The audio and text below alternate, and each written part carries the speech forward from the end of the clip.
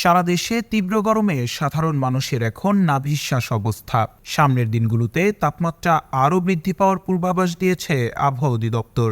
গরমে সবাই যখন বাড়ি ফেরার অপেক্ষায় থাকেন কিংবা একটু ছায়ার খোঁজে ব্যস্ত, তখনও রাস্তায় সোজা হয়ে দাঁড়িয়েই থাকেন ট্রাফিক পুলিশেরা, নিশ্চিত করেন আমাদের দ্রুত বাড়ি ফেরা। এরই মধ্যে দায়িত্ব পালন করতে যেয়ে হিট স্ট্রোকে রুহুল আমিন নামে এক ট্রাফিক পুলিশ পরিদর্শকের মৃত্যু হয়েছে। ঝুঁকিতে রয়েছেন অন্যান্য সদস্যরাও।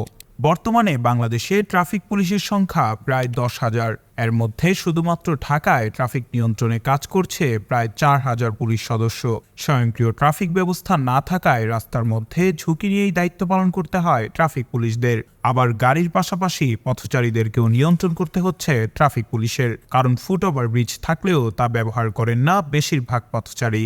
তাই প্রতিদিন 8 ঘন্টা ব্যস্ত সড়কে ডিউটি করতে যেয়ে দীর্ঘমেয়াদী শারীরিক জটিলতার শিকার হচ্ছেন ট্রাফিক পুলিশেরা। এর উপর নতুন করে যুক্ত হয়েছে অতিরিক্ত তাপমাত্রা। কিন্তু 1 মিনিটের জন্য ট্রাফিক পুলিশ তাদের দায়িত্ব অবহেলা করলে অচল হয়ে পড়বে রাজধানী ঢাকার গুরুত্বপূর্ণ সড়কগুলো। তাই রোদ, বৃষ্টি কিংবা ঝড়ে তাদের কোনো ছুটি দেওয়া সম্ভব নয়।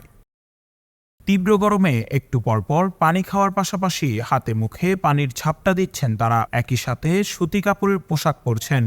ট্রাফিক পুলিশদের জন্য স্যালাইন সরবরাহ করা হয়েছে ডিএমপি থেকে। একই সাথে দিনের বেলা সবসময় ছাতা ব্যবহারের পরামর্শ দেওয়া হয়েছে।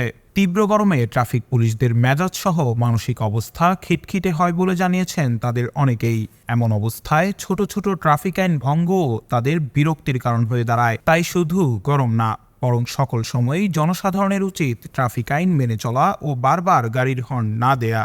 এতে কিছুটা হলেও স্বস্তিতে থাকবেন তারা। দেশ বিদেশের আলোচিত সব কন্টেন্ট পেতে স্কিলোফির সাথেই থাকুন।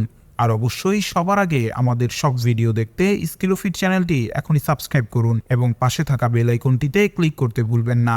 আর কমেন্ট করে আপনার মতামত জানান এবং ভিডিওটি যেন অন্যরা দেখতে পারেন সেজন্য এখনই শেয়ার করে দিন।